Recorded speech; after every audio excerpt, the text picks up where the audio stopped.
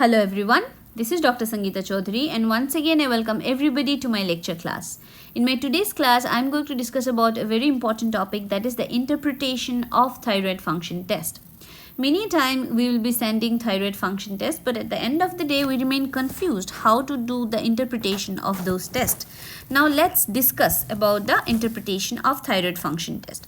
When we talk about thyroid function test, we usually mean TSH, free T3, that is FT3, and free T4, that is FT4. Now among these three, TSH is considered to be the best initial test. Why so?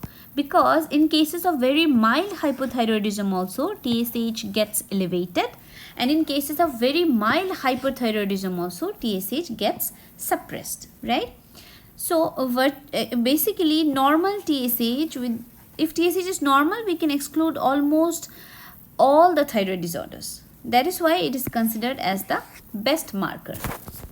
Now let's talk about the interpretation of thyroid function test. TFT stands for thyroid function test. Now let's discuss how do we interpret those tests. Suppose all the three parameters are normal, that means TSH, free T4, free T3, all are normal. That means there is no thyroid disease. Okay, thyroid disease will be none. Next scenario, we all know that in hyperthyroidism, TSH will be suppressed. So low TSH and high FT4, FT3 means it is a case of hyperthyroidism, right? Now, next scenario, TSH is suppressed, whereas FT4 and FT3, they are normal. So this is a case of subclinical hyperthyroidism. Okay, that is why subclinical. Subclinical means T3 and T4 remains normal. Okay, only the TSH gets suppressed. So that is why subclinical hyperthyroidism. Patient usually do not have much of the symptoms in such cases. Next scenario, suppressed TSH, normal FT4 but raised FT3. So this is a case of T3 toxicosis, right? Next scenario, TSH suppressed, raised FT4 but normal FT3. So this is a case of thyroiditis, could be a case of thyroiditis or T4 ingestion, resulting in suppression of TSH and raised free T4 and normal free T3, right? Now next scenario, where everything is low, TSH is suppressed, FT4 and FT3 both are low. Usually this type of picture we see in cases of euthyroid sick syndrome, means different non-thyroidal illnesses results in alteration of thyroid function test. Okay, so these non-thyroidal illnesses will result in this type of picture. Okay, what is known as euthyroid sick syndrome. The same picture we will also see in cases of central hypothyroidism, means pituitary cause of hypothyroidism. Next scenario, which is very commonly seen, raised TSH but normal FT4 and FT3. This is a typical picture of subclinical hypothyroidism. Many times you will see such cases. Patient does not have much of the symptoms, but when you send for a thyroid function test, there will be raised TSH, whereas free T4 and free T3 remains normal.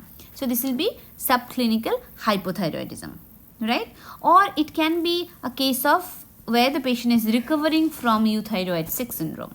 Okay, but it's better that we remember this one importantly. Okay, now we all know the picture of primary hypothyroidism, where FT4 and FT3 will be low and TSH will be high, right? So this is primary hypothyroidism, just the opposite of hyperthyroidism. Now if everything is increased, okay, TSH increased, FT4 increases, FT3 increases, that will be the typical scenario of TSH producing adenoma, right? So just a brief revision again. If everything is normal, all the three parameters are normal, there is no thyroid diseases. Okay, if all the parameters are low like this, then this will be a case of euthyroid sick syndrome or else central hypothyroidism. If all the parameters are high, then this will be a case of TSH producing pituitary adenoma.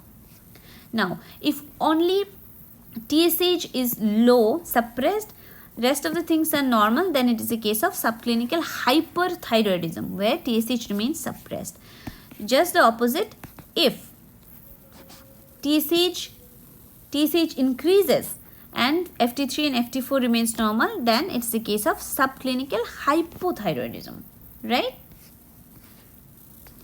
Now, T3 toxicosis. As the name suggests, FT3 will be high and TSH will be suppressed. If FT4 remains high and TSH is suppressed with normal FT3, then it is a case of thyroiditis or ingestion of T4, right? So, this is, yes, I know we all know about hypothyroidism, primary hypothyroidism. TSH will be high, whereas FT4 and FT3 will be low. So these are different scenarios, case scenarios where we need to interpret the thyroid function test, okay, correctly.